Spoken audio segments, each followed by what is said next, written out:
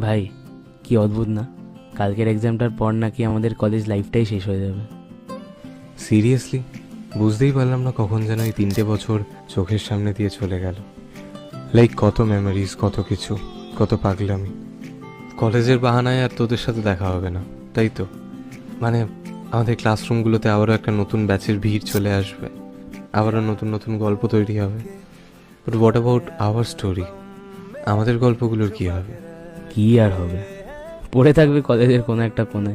ना किसी मंजिल की फिकर थी जिंदगी जीने की उम्र थी दोस्ती और दोस्तों से उधार के दिन थे वो दिन भी क्या दिन थे।